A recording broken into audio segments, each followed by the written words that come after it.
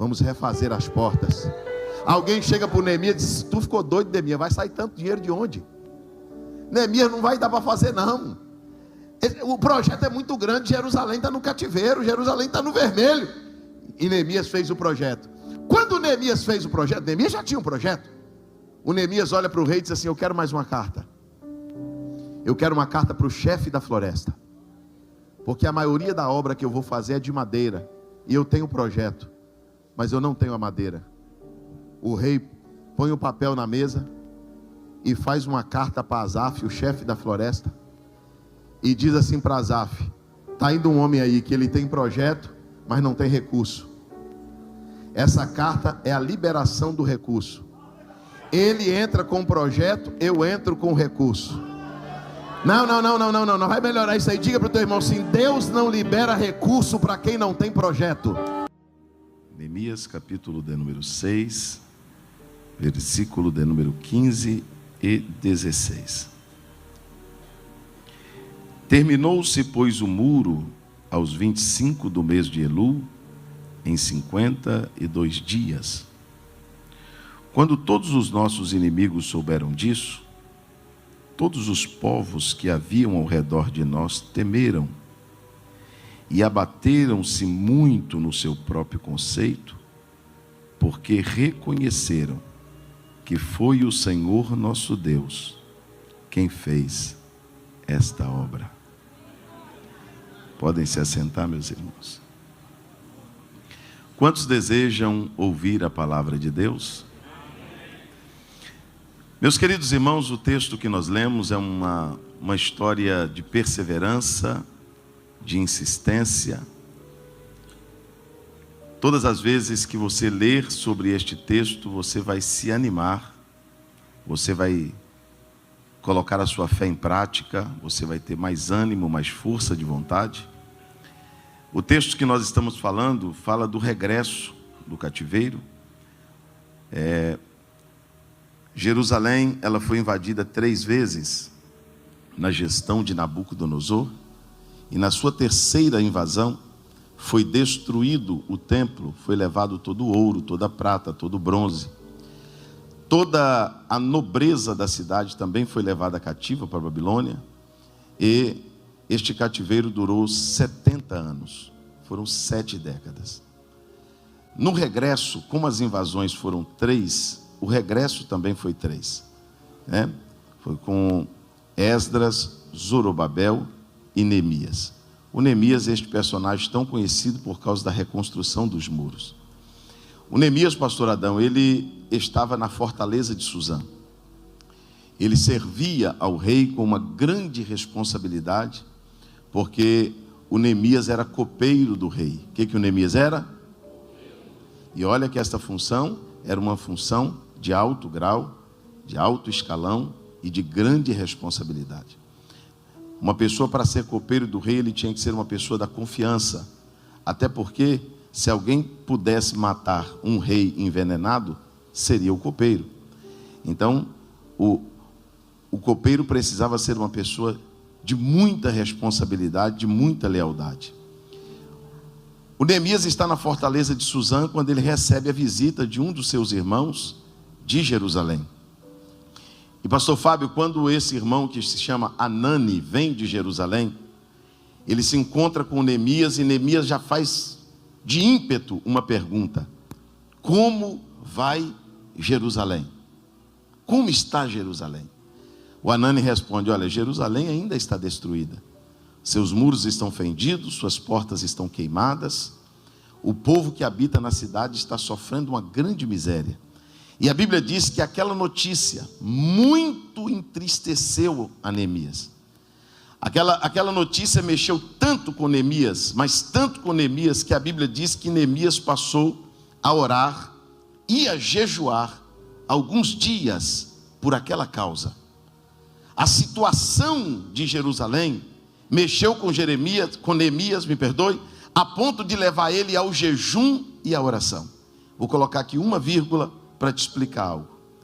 Se uma notícia chegar até você acerca do reino de Deus, da obra de Deus, e isso não mexer com você a ponto de te levar à oração, se a obra de Deus sofrer em algum âmbito, e isso não mexer com o teu sentimento, isso não mexer com você, provavelmente você não será o protagonista que vai causar alguma mudança.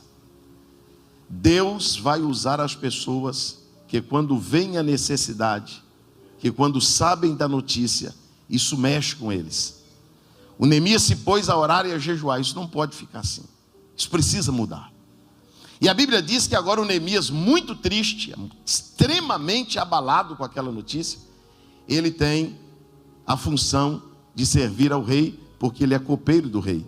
E como copeiro do rei, diz o texto lá no começo do capítulo, que ele tinha que servir ao rei todos os dias. Quantos os dias? E ele tinha que levar o vinho, e entregar o vinho, a taça de vinho na mão do rei, porque essa era a maior das suas funções. E o vinho na Bíblia representa alegria. O que o vinho representa? Só que naquele dia, pastor Adão, o Neemias, ele estava profundamente triste, mas ele compareceu porque ele tinha uma função, e a sua função era servir. Qual a sua função? Aqui o Neemias já me ensina uma lição extraordinária. Eu não sirvo, eu não posso ser sentimental a ponto de não servir porque estou triste, não servir porque estou angustiado. Eu não posso fazer da minha luta uma pirraça, eu não posso fazer da minha luta uma revolta. Adorar a Deus não quer dizer que eu tenho que estar sorrindo. Adorar a Deus não quer dizer que eu tenho que estar com um sorriso no rosto, porque a adoração não tem nada a ver com alegria, com tristeza. A adoração é um estado de espírito. É por isso que você entrou aqui essa noite cheio de problema. Tem gente aqui com enfermidade, tem gente aqui com problema na família, tem gente aqui que não sabe como vai resolver o problema amanhã. Todavia você entrou aqui e já serviu ao rei, já cantou para o rei, já deu glória a Deus ao rei. Eu quero que você levante comigo as duas mãos aos céus, bem alto assim. Quantos vieram servir ao rei essa noite?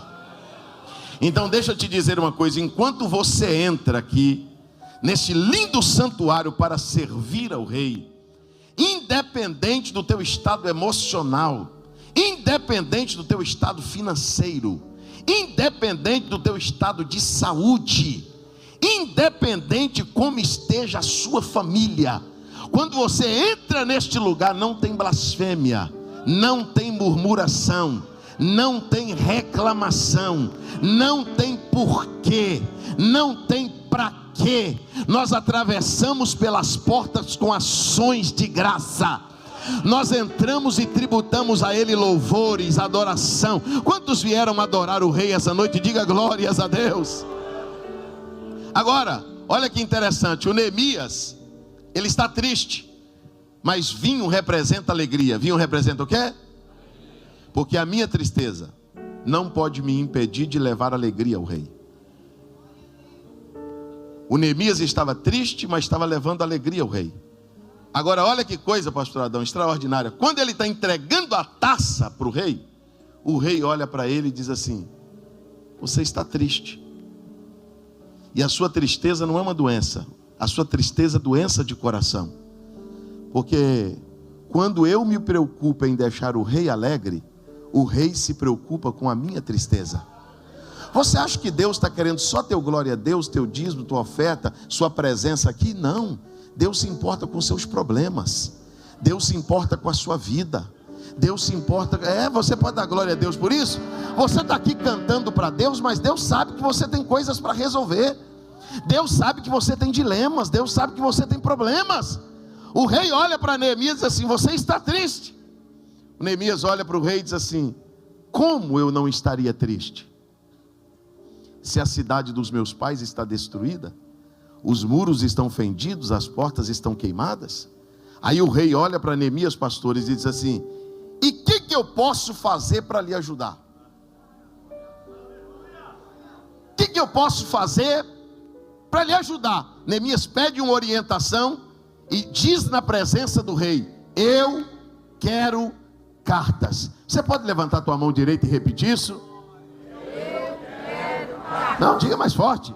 Eu quero cartas. Eu quero cartas. O rei diz: cartas? Ele diz sim, porque Neemias tinha um desejo. Eu chego lá, tenho um pouquinho de paciência.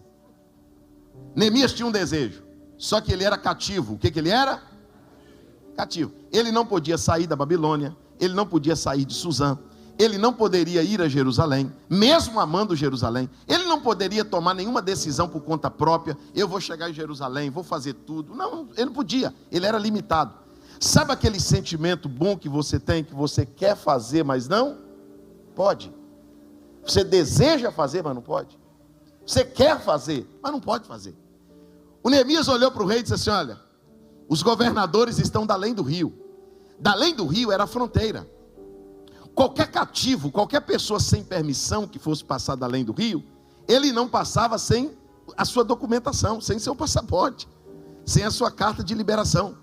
Então, o Neemias sabia que para chegar em Jerusalém, ele teria que passar pela fronteira, ele teria que passar pelos governadores, teria que haver uma permissão. Então ele olha para o rei e diz assim: olha, eu quero uma carta para os governadores que estão da além do rio, porque eu quero passar pela fronteira. Eu quero liberar uma palavra para você que está aqui. Você quer fazer, mas não pode. Você quer fazer, mas não tem condição de fazer. Você deseja fazer por Jerusalém, mas não tem como fazer. Lá na fronteira tem alguém dizendo: aqui você não passa. Não tem liberação. Não tem como passar. O teu lugar é o cativeiro. O seu mundinho é esse aí. Você não sai daí. A fronteira está fechada. Só que eu vim aqui em Itajaí esta noite liberar uma palavra. Levanta a tua mão para receber esta palavra. O rei vai te dar uma carta para passar na fronteira. Pastor Adão, os limites vão se abrir. Deus está dizendo: você não vai passar com o teu nome, tu vai passar com o meu. Eu vou assinar uma carta para você passar pelos lugares que você não passava, para você entrar nos lugares que você não entrava. Quem acredita que há uma liberação de Deus? Uma liberação de Deus. Há uma liberação de Deus. Deus vai liberar uma carta. Por que, pastor, Deus vai liberar uma carta?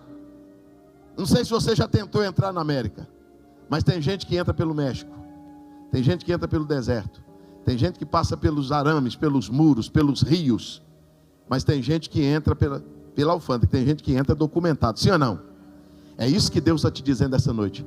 Eu vou fazer você entrar, mas é pelas vias corretas. Eu vou fazer você entrar pela porta da frente.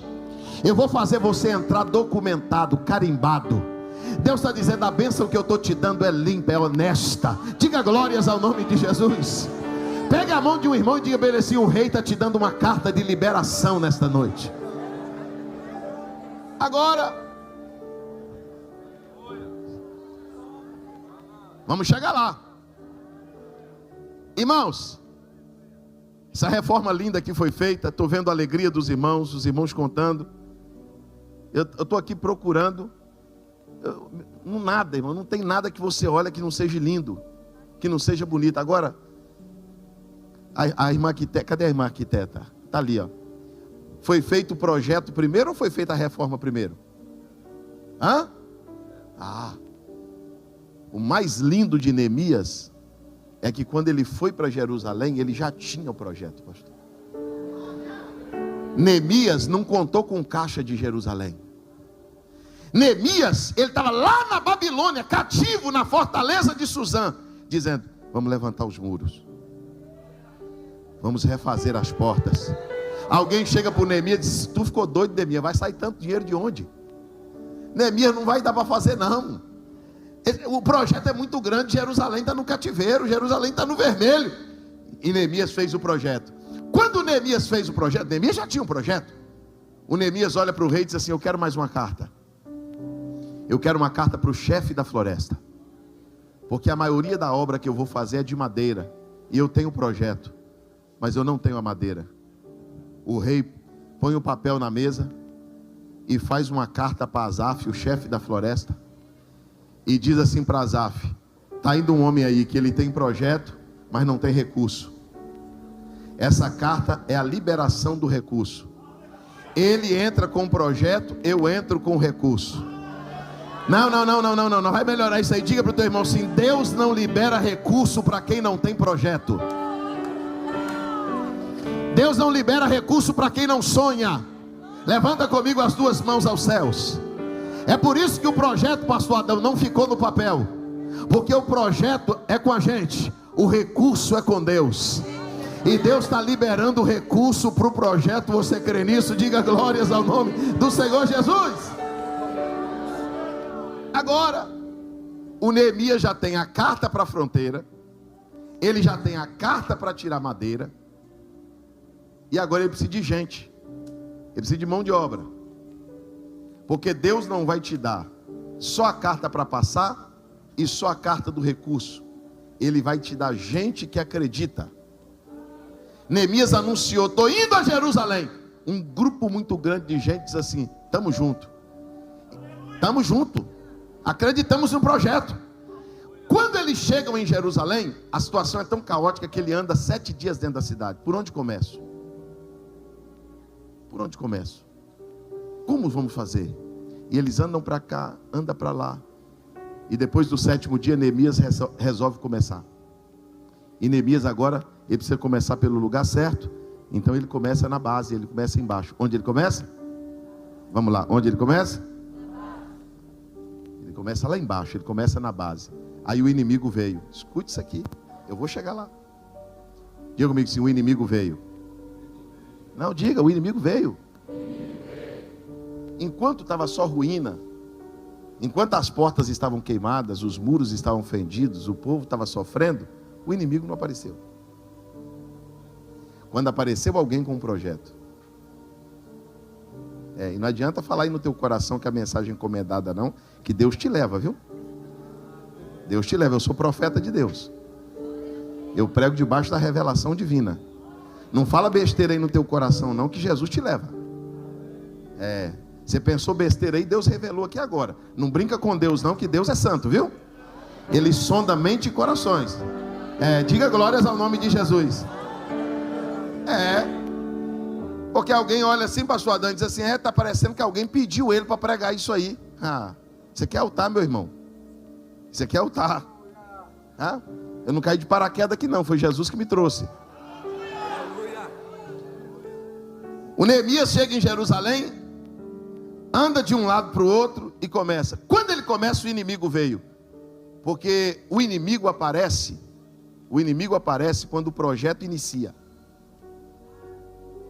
Tem um grupo junto com o Neemias só para ajudar, pastor Adão.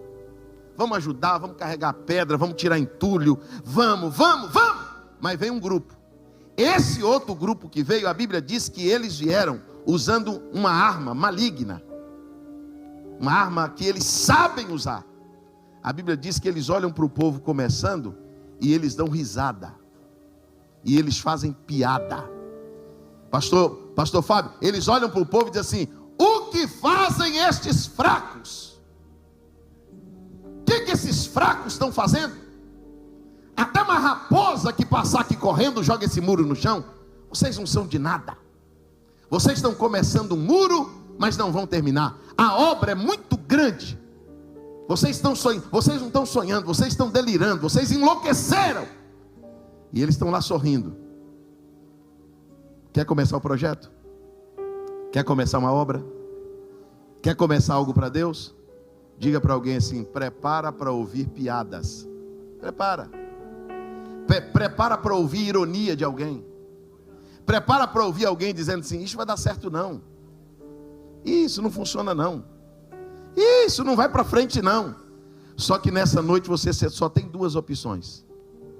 Ou você acredita na piada do inimigo, ou você acredita na promessa de Deus. Só quem acredita em promessa de Deus aqui. Levanta comigo as suas 2 mãos aos céus, quem está debaixo da promessa de Deus. Deus me trouxe aqui essa noite para te dizer que piada na tua vida não cumpre. Piada na tua vida não acontece. Suporte as ironias, suporte as críticas, suporte a zombaria, porque Deus está dizendo que a piada não vai mudar nada. O projeto vai para frente, o projeto vai crescer, o projeto vai ser executado. Quem crê nisso, diga glória a Deus. Então lá, quando eles estão começando, o inimigo está sorrindo. Olha, irmãos, eu comecei a pregar o evangelho no ano de 1999.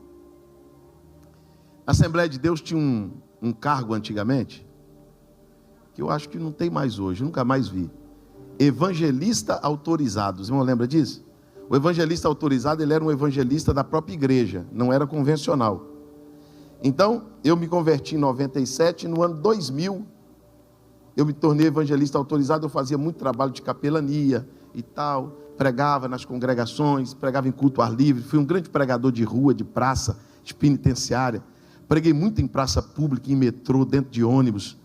E quando eu me converti,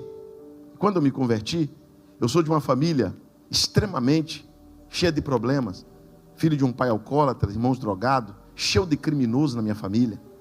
Com 16 anos de idade, eu era viciado no álcool e na droga. Eu me converti com 17 anos de idade. Quando eu me converti, eu fui para a igreja tirar uma moça da igreja. Mas lá eu me converti, perturbei o meu pastor até ele me batizar. Com um mês de crente, o pastor me batizou. O pastor teve que me levar num córrego para me batizar. Todo dia eu dizia: me batiza, pastor, me batiza, me batiza. Quer ver eu desconfiar de um crente, irmão? Esses crentes que ficam vindo para a igreja, diz que aceitou Jesus e não batiza. Esses dias eu estava pregando, o irmão disse assim: pastor, mas o ladrão da cruz não batizou. Eu disse: o senhor é ladrão? O senhor é ladrão? Não. O senhor está na cruz? Não, então batiza. O batismo é a prova pública da sua fé. Enquanto você não batizar, você não provou que aceitou Jesus. Você prova que aceitou. Por que a salvação está no crer, mas tem que crer e ser batizado? Porque é a prova pública da sua fé, meu irmão. E o pastor fez uma entrevista comigo, muito novo de crente, me batiza. O pastor está lá: irmão, você não está fumando maconha não, né? Tô não, pastor. Irmão, tu não bebe mais não. Bebo não, pastor. Irmão, você está crente mesmo? Tô, pastor, quero ser crente, eu quero. Pastor, me batiza. O pastor me batiza, eu compro o meu primeiro terno no brechó da igreja. Queria ser pregador. Não perdi um dia de culto no primeiro mês de crente. Um dia.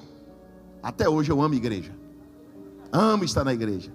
Amo estar na casa de Deus. Para mim não tem problema nenhum. Culto de manhã, de tarde, de noite. Prego, vigília, consagração. E tem mais um negócio. O Espírito de Deus é testemunha. Eu prego nas convenções desse país há quase 15 anos.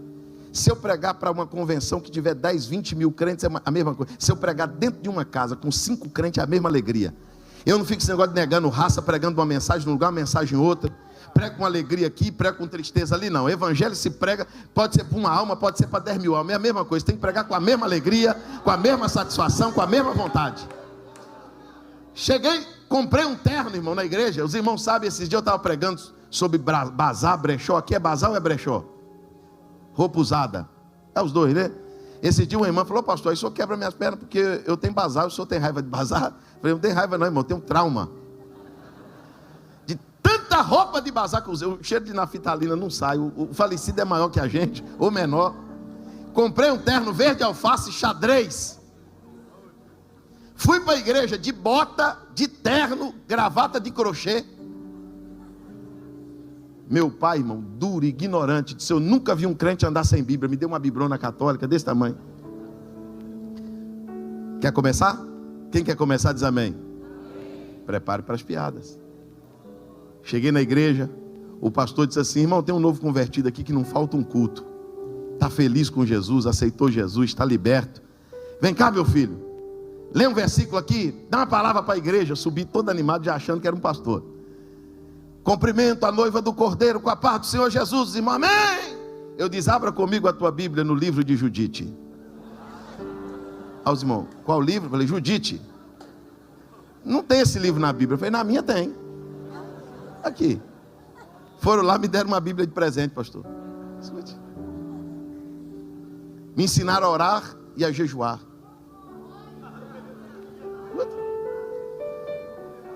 Eu não sabia pregar, como não sei ainda, mas aprendi a orar.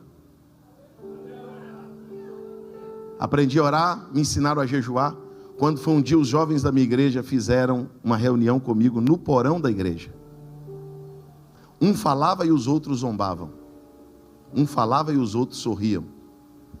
Chegaram para mim e disseram: rapaz, você está achando que um dia você vai ser um pastor? Para você ser pastor, você tem que vir de uma família geracional, de uma árvore genealógica sacerdotal.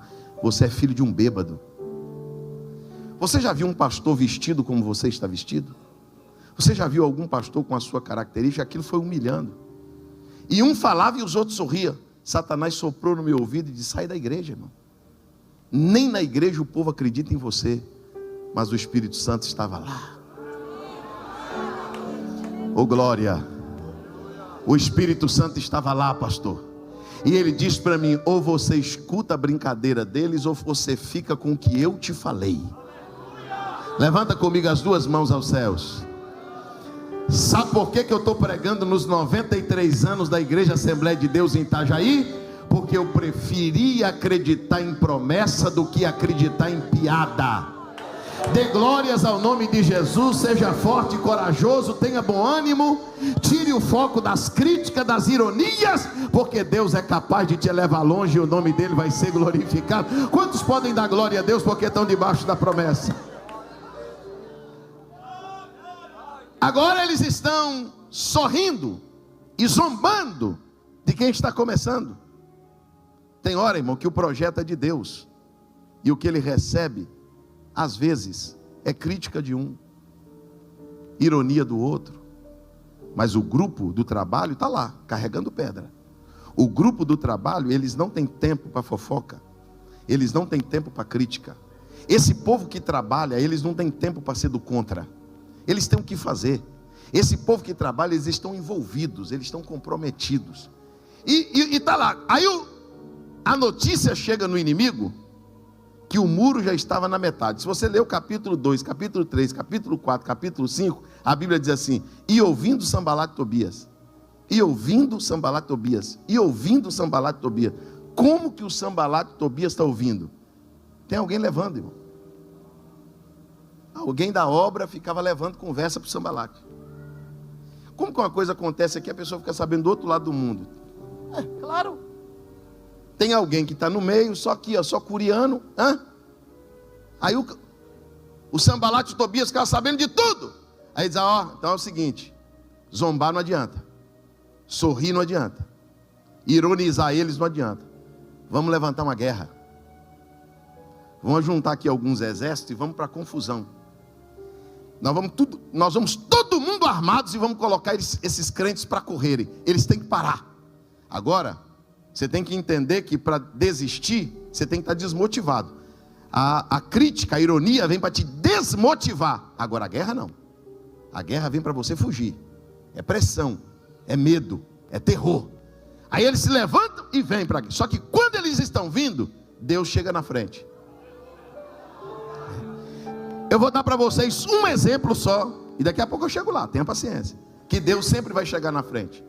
O rei da Síria, pastores, ficava armando armadilha contra Israel, emboscada. Aí marcava ali, dava errado. Aí marcava lá, dava errado. Aí marcava lá, dava errado também. Quando foi um dia, ele fez uma reunião só com os oficiais. Reuniu os oficiais e disse assim: tem um dedo duro aqui, tem um delator aqui, tem alguém aqui levando conversa para Israel. Como, rei? Toda emboscada que eu faço contra Israel dá errado. E não tinha um desviado congregando na Síria, irmão? Tinha. O desviado que congregava na Síria pediu a oportunidade, disse: posso dar uma saudação, rei? Eu sei como é que esse negócio funciona. Conta, como que é? Aqui ninguém levou nada, aqui ninguém levou conversa. Quando o senhor está na tua câmara de dormir, quando o senhor está dentro do teu quarto, com a janela e a porta fechada, quando o senhor está dentro do teu quarto, sem falar nada, em silêncio, deitado na sua cama, e lá na tua imaginação, o senhor maquina o mal contra Israel, Deus vai lá em Samaria e conta tudo para o profeta. Levanta assim a sua mão, levanta. O inimigo está fazendo o laço, Deus já está cortando. Ele está abrindo a sepultura, Deus já está fechando. Ele está arquitetando o mal contra você, Deus já está revelando. Dê glória ao nome de Jesus, porque tem livramento de Deus essa noite. Nenhum mal te sucederá e nenhuma praga chegará à sua tenda. Deus chegou na frente. Deus sempre vai chegar na frente. Deus preparou Neemias e disse assim: olha, Neemias, a partir de hoje, isso Deus revelou o coração de Neemias. Vocês precisam trabalhar com ferramenta em uma mão e arma na outra. Vamos repetir isso? Os irmãos da galeria vão falar agora também. Vamos lá. Agora toda a igreja, vai lá. Então Neemias é assim, ó, nós vamos continuar o trabalho. Ninguém vai parar a obra porque estão vindo, não. Vamos continuar trabalhando. Para o trabalho a gente usa a ferramenta. Para a guerra a gente usa a arma. Olha, irmãos, nesses 25 anos, 26 anos que eu prego o evangelho, eu conheci muita gente que é boa com a ferramenta. Tem gente que é bom para trabalhar, irmão. Tem gente que é bom de serviço. Tem gente que você põe ele na cozinha, funciona. Na copa. Você põe ele para fazer o trabalho externo, sai bem. Interno, sai bem. Tem gente que é bom de gabinete, de tesouraria, de escritório. Tem gente que é bom para cantar, para pregar. Tem gente que é bom, sim ou não? Tem irmã que você põe ela na cantina. Você fala, meu Deus, o que tem nesse salgado que essa irmã faz? Todo mundo compra. Compra um, compra dois, compra três. Agora tem um negócio. Tem gente que é bom com a ferramenta, mas é péssimo com a arma. Porque ele é bom de trabalho, mas é ruim de guerra. Ele é bom para trabalhar, mas não aguenta pressão. Não aguenta perseguição. Não aguenta retaliação. Se levantar contra ele, ele entrega a congregação. Ele entrega o cargo. Ele sai da frente.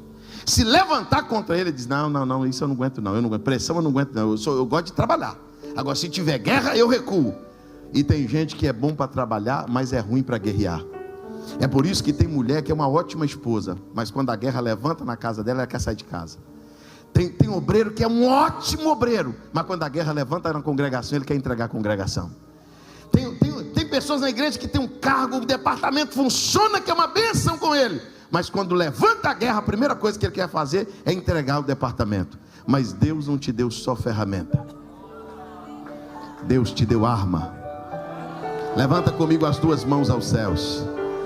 E a arma da sua milícia não é carnal, ela é espiritual e poderosa em Deus para desfazer as fortalezas.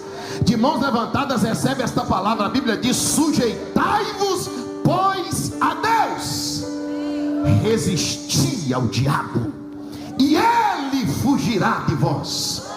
Quem vai fugir não é a senhora, quem vai fugir não é o senhor, quem vai fugir daquela casa não é você, quem vai fugir da congregação não é você, quem vai fugir é ele.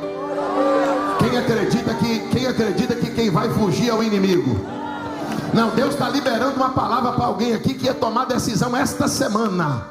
Pegue a mão de alguém e diga assim, Deus está dizendo que é para lutar, Deus está dizendo que é para resistir, Deus está dizendo que é para enfrentar.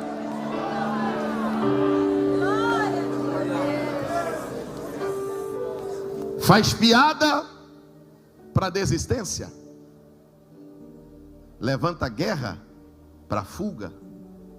Aí a pessoa quer fugir, sair de casa, sair da igreja, sair da cidade, porque tem gente que não aguenta pressão. Pressionou, ele corre.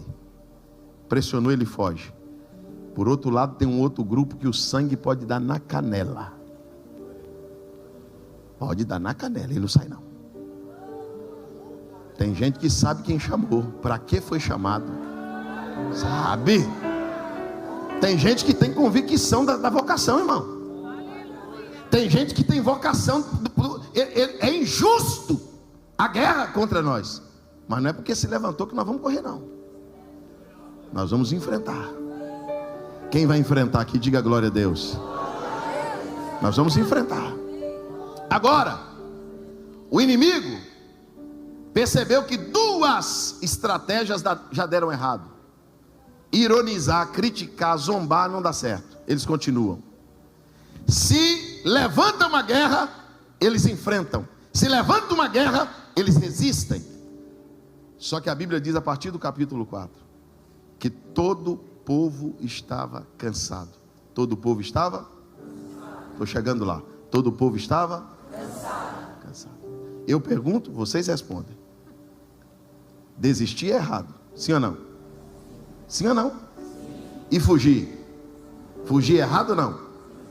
Agora pergunta para o teu irmão, e cansar? É errado? É errado cansar?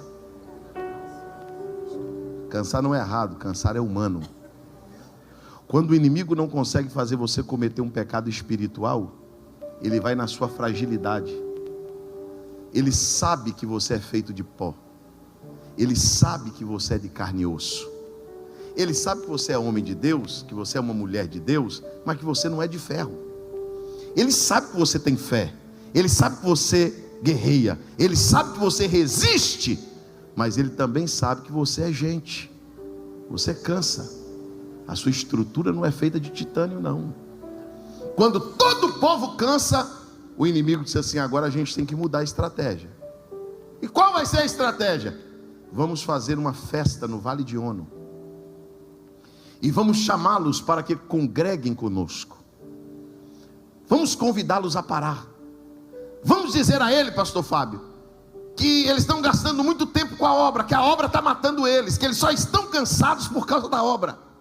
Vamos dizer a eles que eles não têm vida social. Vamos dizer a eles: está vendo? A sua vida é só Jesus, sua vida é só igreja, sua vida é só ministério, pastor Adão. Está vendo aí? Está vendo, pastores? Está vendo o que você foi fazer de sua vida? Aí, ó, você foi entregar a sua vida a uma coisa que te esgota, uma coisa que te cansa, que leva teu tempo. Aí, está vendo? Aí, ó, está cansado. E quando você está cansado, você tem um argumento. Até com Deus você tem um argumento, porque se Deus perguntar: e aí, minha filha, o que está acontecendo? Estou cansada, Jesus. Estou cansada, cansei. Aí o inimigo vai lá 4 vezes, 4. E aí? Vamos lá, Neemias. Escute isso. Quando você começa, é ironia. Quando você continua, é guerra.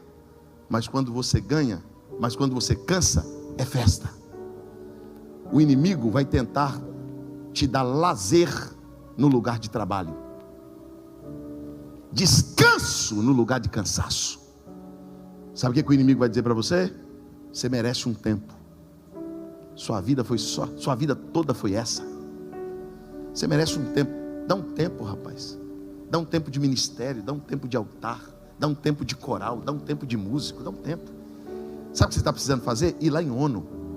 Sua vida é só obra, sua vida é só Deus, sua vida é só muro, sua vida é só construção. Rapaz, vai conhecer gente diferente.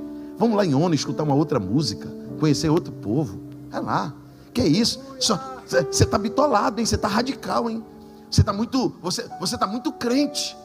Lá em ONU tem bebidas diferentes, pessoas diferentes. Esse marido seu, você acha que você merece um homem desse? Lá em ONU você vai conhecer alguém diferente. Olha, aqui na igreja não tem moça para você casar, não. Agora lá na festa de ONU, a gente convidou tanta gente. Você vai conhecer um cara especial lá. Você vai conhecer uma moça especial. Vamos lá em ONU, vamos, Neemias. Você está cansado? Aí lá de cima do muro, o Neemias, pastor Adão, suor descendo, mão calejada. O povo estava tão cansado que eles não tinham mais força para tirar o entulho da cidade. Lá de cima do muro, o Neemias faz assim, ó.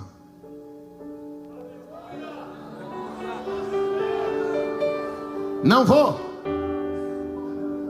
Levanta comigo as 2 mãos aos céus. Eu sinto Deus aqui. Elebargue deva subir que entre núvia. Segure as suas mãos levantadas aos céus. Diga comigo bem forte: eu estou fazendo uma grande obra. Diga mais forte: eu estou fazendo uma grande obra. Sabe quando é que você não vai parar? Quando você entender que o que você está fazendo é grande. Se você entender que o que você está fazendo é qualquer coisa, não, o que eu faço qualquer um faz. O que eu faço aqui é qualquer coisinha, pastor. O que eu faço aqui é só limpar a cadeira. O que eu faço aqui é só tocar um instrumento. O que eu faço... Não. O que você faz é grande. O que você faz é importante. O reino conta com você. O teu trabalho é importante no reino. Quantos podem dar glórias a Deus? Porque o que você está fazendo para Deus é grande. Chegando. Aí o Neemias, lá de cima do muro, pastores, grita e diz assim: eu estou fazendo uma grande obra. Agora vocês vão gritar como Neemias gritou. Cansado também grita. Diga assim: e não posso parar. E não posso parar. Mais forte. E não posso parar. Vocês concordam comigo que eu não posso é diferente de eu não quero? Porque tem dia que eu quero parar. Diga para o teu irmão: mas eu não posso. Aleluia. Tem dia que dá vontade de parar, mas eu não posso. Pastor, por que eu não posso parar? A vida é minha. Eu vou falar porque você não pode. Quem te confiou o projeto, quem te chamou para o ministério, quem te ungiu para pregar a palavra, quem colocou os senhores pastores nesse altar, no auge do teu cansaço, o consolador, o paracleto, o cuidador da igreja, ele põe a mão assim, minha irmã, no teu ombro, ele te abraça, o Espírito Santo, e te diz: você não pode parar, minha filha. No teu cansaço eu dou um jeito, no teu cansaço eu resolvo. Agora você não pode parar. Eu queria te dar alguns motivos para não parar. Pastor, por que eu não posso parar? Primeiro, lembra onde você começou e onde você já está. Pastores, vocês não querem parar? Lembra do dia que vocês foram chamados para servir a igreja? Você se sentiu despreparado? Tem gente que hoje é o contrário, acha que sabe demais, mas quando você começou, você achava que não sabia nada. Oh Deus, eu não sei, como é que eu vou pregar? Eu não sei não, Senhor, como é que eu vou fazer? Só que quem te chamou estava lá. Eu te ajudo, Adão. Eu te capacito, Fábio. Eu te ensino o que você não sabe. Eu te levo onde você não sabe chegar. Levanta a mão, porque o Espírito Santo essa noite está te dizendo: você não vai parar não, minha filha. Conheço a tua história de luta, conheço a tua história de perseverança, conheço a tua história de batalha, de resistência. Você quer mais um motivo para não parar? Eu preciso que você me ajude. Diga para o teu irmão assim: se você parar, vai fazer falta. Ah, pastor, menos um. Não faz falta. É menos um tijolo. É menos uma voz no coral. É menos uma voz no círculo de oração. É menos um cálice. É mais um banco vazio. Você não é qualquer um não, você faz falta. Pegue a mão de alguém, levanta a mão dele lá em cima e diga para ele: você não pode parar. Você não pode parar, meu pastor. Não pode. Vocês não podem parar, pastores. Coral, vocês não podem parar. Vocês não podem parar. Levanta a tua mão para dar glórias a Deus. Pastor, por que eu não posso parar se eu estou cansado? Como que eu não posso parar se eu estou cansado? Sabe por que você não pode parar? Porque você se tornou referência. Tem gente que aprendeu a crer em Jesus com você. Você batizou gente nas águas, você pregou o evangelho. Lá naquela casa, você ensinou seus filhos a crer em Deus. Toda vez que fala de fé, teu filho não lembra do apóstolo Paulo, ele lembra da mãe. Minha mãe, minha avó. Todas as vezes que se fala de força de vontade, um filho lembra de um pai, de um irmão, de um obreiro. Você é referência para alguém. E se você parar, os mais fracos vão parar porque você parou. Se você desanimar, os mais fracos que estão vindo atrás vão desanimar porque você desanimou. Escuta nisso, escuta o que eu vou lhe dizer. Pastor Adão, isso aqui, principalmente para nós obreiros, isso aqui é uma injeção. No auge do cansaço, no auge, pastores, do cansaço de Neemias, a Bíblia diz: e olhando Neemias para o povo. Uma das coisas que vai fazer um obreiro nunca parar é quando ele pensar: vou chutar tudo para cima, eu vou largar, eu não aguento mais. Aí ele olha para o povo e diz: não, eu não posso decepcionar esse povo. Eu não posso abandonar esse povo. Levanta comigo as mãos, só quem vai receber renovo de Deus aqui hoje. Levanta bem alto as suas mãos aos céus. Fica de pé um minuto, depois você senta de novo. Irmão, tem coisa que não dá para fazer sentado não, fica sem jeito, fica estranho. Orimi calamandara serimitia, chorimaya serimia, couvia. Aleluia. Pastor, por que eu não posso parar, pastor? Você não pode parar porque está escrito em Isaías 40, 28. Tu não ouviste? O Deus do céu não se cansa e nem se fadiga. E o que é que ele faz, pastor Moisés? Ele dá força para quem está cansado. E o que mais que ele faz? Ele multiplica as forças de quem já não tem nenhum vigor. E os que esperam pelo Senhor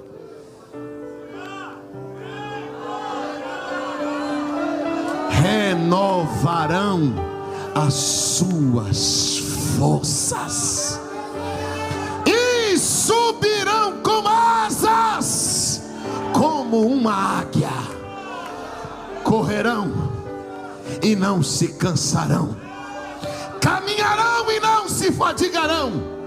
Deriai-me terra sobre Andequébia. Levanta, eu estou sentindo uma graça de Deus. Eu estou sentindo um renovo de Deus aqui esta noite. Por favor, não faça diferente. Por favor, não faça o contrário do que eu vou lhe pedir agora. Tem alguém que entrou aqui esta noite precisando ouvir isso. Tem gente aqui que está cansado na família, está cansado no ministério, está cansado no secular, está cansado psicologicamente, está cansado emocionalmente, está cansado de lutar com filhos, está cansado de lutar com um matrimônio que não muda, está cansado de lutar na obra. Mas eu quero que uma irmã se aproxime de uma irmã agora. Você consegue fazer isso aí na galeria aqui embaixo? Você consegue uma irmã se aproximar de uma irmã? A não ser que você esteja do lado da tua esposa. Você, irmão, consegue se aproximar de um irmão, de um outro guerreiro? Porque você vai dar nele um abraço agora. Nesse abraço vai vir carregado uma frase. Abraçado, diga assim, bem perto do ouvido dela assim: você não pode parar. A obra conta com você, a igreja conta com você, sua família conta com você, Itajaí conta com você. Andai-me terra núvia verga provina suri me caio eriminara xandara canda súria. Isso, abraça alguém, diga para ele: você não pode parar. Ele vai te curar dessa fadiga, Ele vai te curar desse cansaço, Ele vai curar o teu emocional aqui esta noite, Ele vai curar o teu psicológico aqui esta noite. Pastores, receba a força de Deus. Receba a força de Deus, mulher. Receba a força de Deus, filho. Receba a força de Deus, pai, mãe, esposa. Você não vai parar, porque o Deus que não se cansa e nem se fadiga renova tuas forças para você subir como uma águia. Quem pode, de mãos levantadas aos céus por um minuto, glorificar a Deus e receber força de Deus, receber força do céu, receber fortalecimento espiritual? Pode se assentar glorificando a Deus.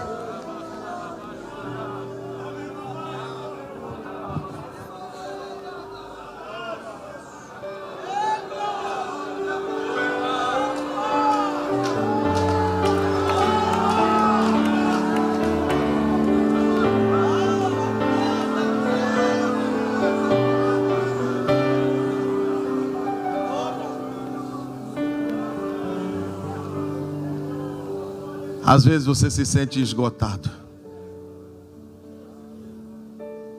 mas você não pode parar. Quando Neemias não para, só vou falar porque está na mensagem. Falei de manhã porque estava na mensagem, vou falar agora porque está na mensagem. Pastores, quando o inimigo, o Sambalate, o Tobias, o Gesem, eles perceberam que na ironia não funcionava. Na guerra havia resistência. E até cansado, o povo não se rendia. O inimigo disse o seguinte: só sobrou uma arma. Uma. Não tem mais arma. Só tem uma arma agora. E eles se reuniram e disseram o seguinte: vamos nos infiltrar no meio do povo do Neemias e vamos procurar alguém que seja do contra. Vamos procurar alguém que não concorde. Vamos colocar na cabeça desse camarada que o Neemias está querendo ser governador.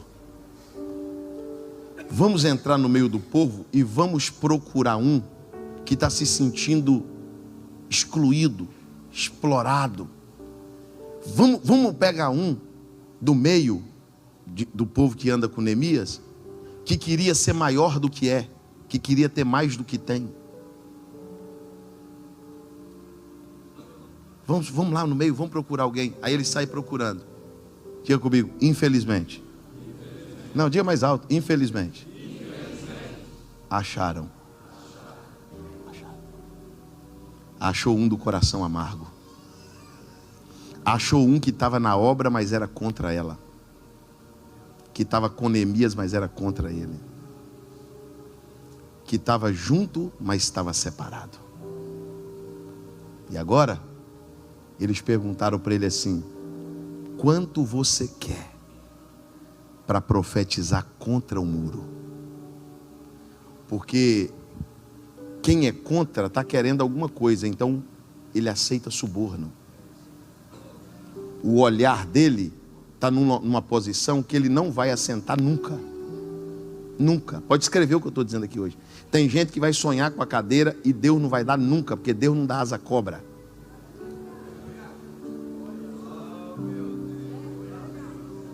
Deus não dá asa à cobra. Vai nadar e vai morrer na praia, porque vai ser desmascarado. E vocês vão saber que passou um profeta aqui falando do amor de Deus. Tá bom? Está lá se levantando contra a obra, contra Neemias, fazendo reuniões escondidas, fazendo reuniões em portas fechadas, corrompendo um outro pequeno grupo, dizendo assim: aí, esse Neemias, ele dá moral para um e não dá para os outros. Está vendo? Esse muro não termina por causa disso. Aí, ó, Neemias está fazendo isso e aquilo. Satanás, quando usa a perseguição externa e ela não funciona, aí ele cria uma perseguição interna. Vou usar um do meio. Só que ele queria tirar o foco do Neemias. Mas o Neemias está focado no projeto. Neemias é crente, Neemias está focado em Deus. A perseguição está aqui porque assim, você não vai pôr a mão, você não vai sujar a sua história, você não vai tocar, você não vai fazer nada, você vai cuidar do projeto e dessa turma Deus cuida. Dessa turma Deus cuida, irmão. Deus sabe cuidar desse povo. Deus sabe como pegar eles. Deus sabe como fazer. Sabe ou não sabe? Sabe, deixa aí. Aí eles estão lá, arquitetando. Nós vamos parar. Nós vamos profetizar contra. Deveria estar a favor, deveria somar, deveria contribuir, deveria estar junto, deveria amar, mas não faz. Escuta o que eu vou dizer para vocês aqui. Se o que eu estiver falando aqui é uma besteira, o Deus deste altar cobre de mim e da minha alma o que eu vou falar aqui. Sabe esses camaradas aqui, o perseguidor? Alguns anos depois, ele estava morando dentro da casa pastoral do templo. Perseguiu a obra de Deus, perseguiu a obra, perseguiu a construção e depois estava vivendo dela. Sabe o que foi feito? Uma carta de despejo para tirar ele de lá. Está perseguindo a obra, não está? Está se levantando contra a liderança da igreja? Pois você vai receber uma ordem de despejo, uma hora dessa, você pode esperar. Uma hora dessa, Deus vai acabar com a tua mamata. Você não vai comer do altar, você não vai viver do altar. Não vai, não vai. Quem persegue a obra de Deus, a fatura chega, e chega pesada. Olha para o teu irmão e diga para ele: não dá para dar glória, diga ai. Ai, ai, ai, Jesus.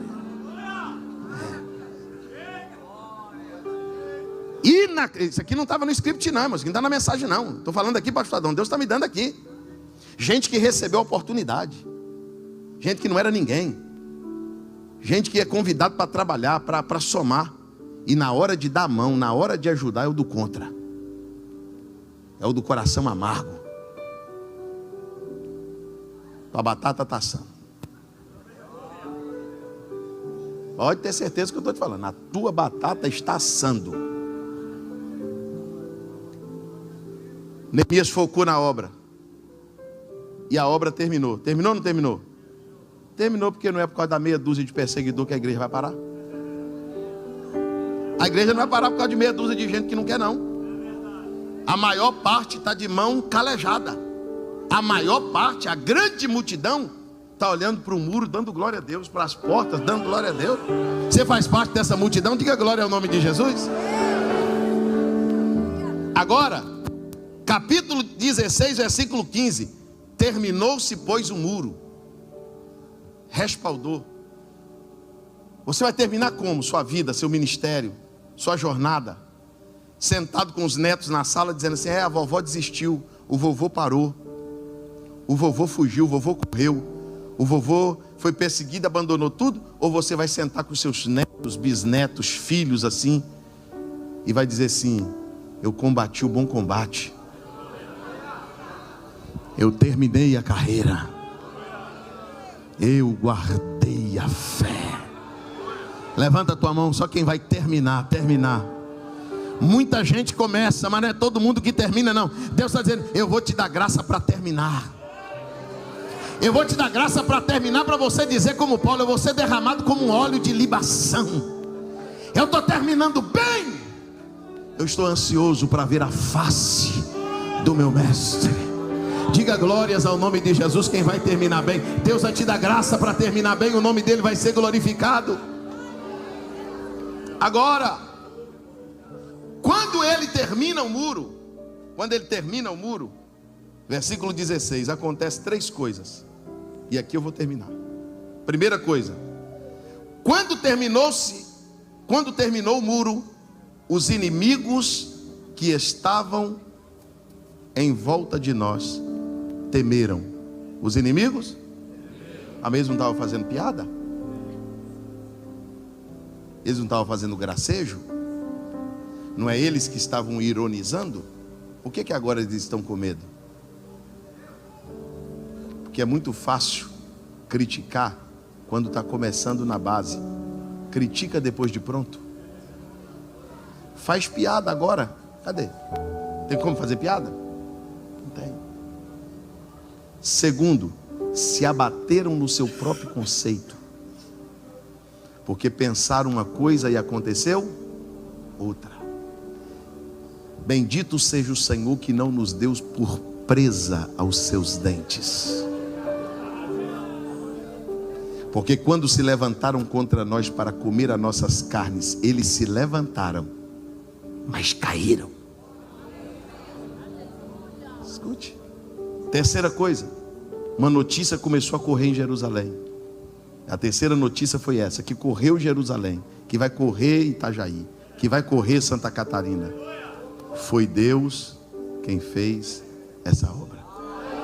Você pode repetir isso? Então eu vou dar um sinal assim, e você vai dizer: foi Deus. Vamos lá. Foi Deus.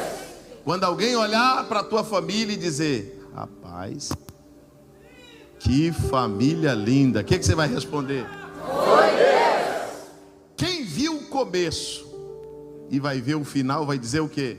Foi Deus. Quem viu você vindo sozinho para a igreja, vê a família toda caminhando para a casa de Deus, o que eles vão dizer? Foi Deus. Quem viu o início da reforma, agora vendo tudo pronto, a gente só consegue dizer uma coisa: foi Deus. Quem te viu começando vai te ver terminando e vai dizer: foi Deus. Quem te viu enfermo vai te ver curado. Foi Deus. Quem te viu caído vai te ver de pé. Foi Deus. Quem viu o casamento em crise vai ver restaurado. Foi Deus. Alguém vai olhar e vai dizer: irmã, mas que casa linda.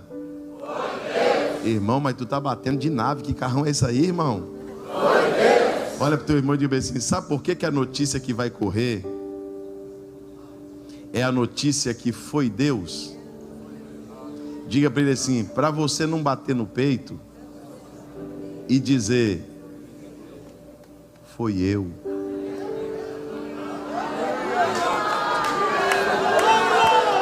A notícia que vai correr é a notícia que foi Deus, para você não cair na besteira de bater no peito e dizer, foi eu. Então quando alguém olhar e perguntar, que vitória é essa? Foi Deus.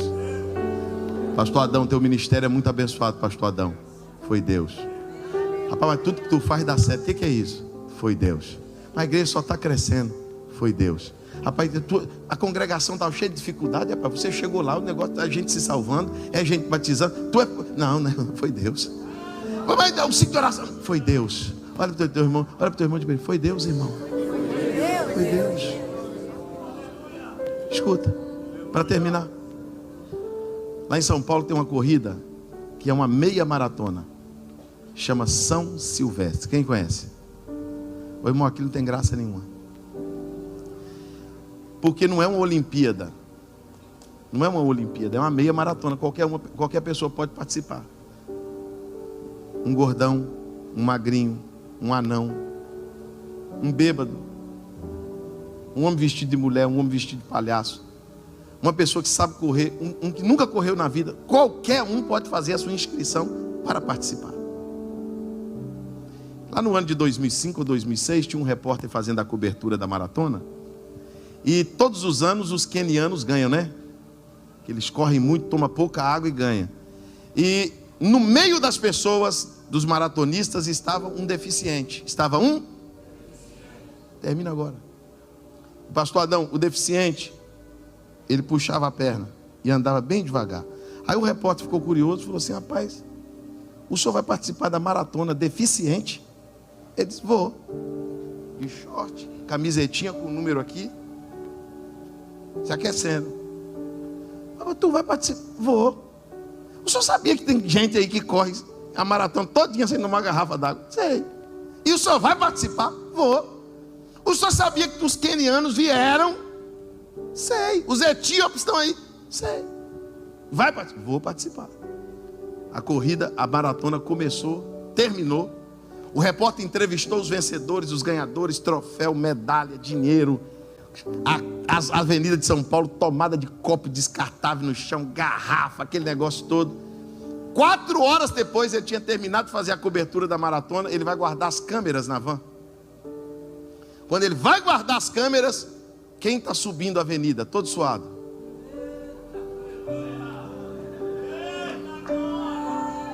Aí o repórter pegou a câmera de novo.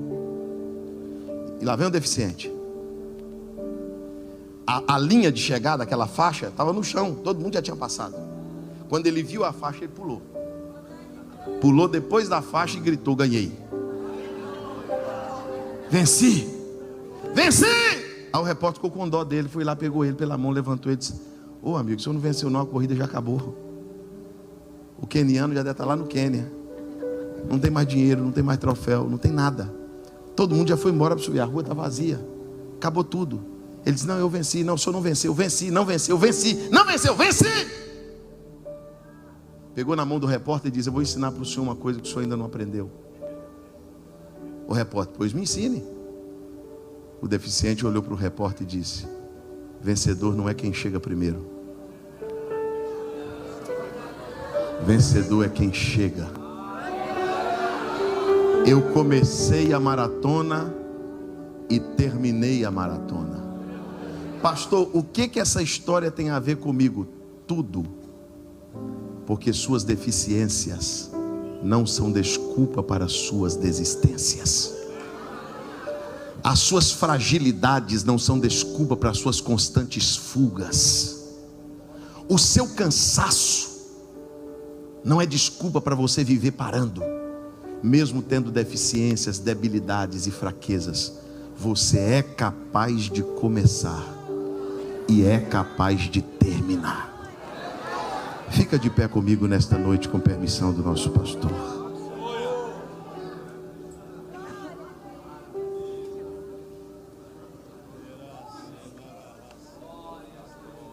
Você já ouviu a história da águia e do caramujo, da lesminha?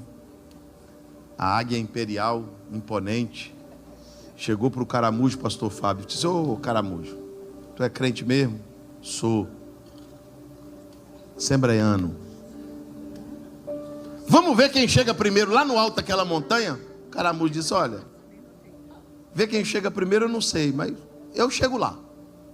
A águia disse: então tá bom, porque eu estou indo. A águia alça um voo, 1 hora depois ela chega na montanha. Quando ela chega na montanha, ela gosta da montanha, diz: eu vou morar por aqui mesmo. Montanha bonita, a visão top. Agora eu não devia ter falado aquilo para o caramujo, porque o caramujo nunca vai chegar aqui. Como que o caramujo vai chegar aqui em cima da montanha? Ele vai ter que se arrastar, passar pelo vale, pelo deserto, pela água, pelo fogo, pelos espinhos. Quanto tempo demoraria para ele chegar aqui? A águia ficou muito tempo em cima daquela montanha, até que numa certa manhã ela levanta para tomar um banho de sol. Quem está chegando? Todo cheio de cicatriz, suado. O caramujo assembleiano. O caramujo chega lá no pé da montanha, pastor Adão. Olha para a águia diz assim: caramujo, eu nunca achei que você fosse pisar onde eu pisei. Eu nunca achei que você chegaria onde eu cheguei. O caramujo olhou para ela e disse assim: passei pelo deserto, passei pelo vale, pelo frio, pelo calor, pelas pedras, pelos espinhos, mas eu cheguei. Ninguém menospreze o seu sobrenome. Escute. Eu passei muita decepção na fé, mas eu resolvi nunca abandonar Deus por causa das pessoas. Eu prego nas convenções de quase todo esse país. Eu me assento junto dos pastores presidentes desse país. Eu sou amigo pessoal de alguns pastores. Eu ia na casa de um irmão, pastor, para ele me emprestar uma fita e para ir na casa do outro irmão assistir uma mensagem do pastor Silas Malafaia. Eu gostava dele. Rapaz, esse bigodudo é invocado. Eu gosto desse camarada do bigodão. Eu ficava lá escutando as mensagens dele. Hoje, quantas vezes eu estou pregando na igreja dele, sentado na mesa, tomando um café junto com ele. Aí eu olho e digo assim: rapaz, o caramujo assembleiano se arrastou daqui, se arrastou dali. Você não precisa vir de uma família poderosa, não. Você não precisa ter um sobrenome poderoso, não. Quem te chamou buscou Maria lá em Nazaré, nem CEP tinha na rua. Jesus já te encontrou, o milagre vai acontecer na tua vida. Você crê nisso? Diga glória ao nome de Jesus. Levante as suas mãos e nós vamos orar agradecendo a Deus.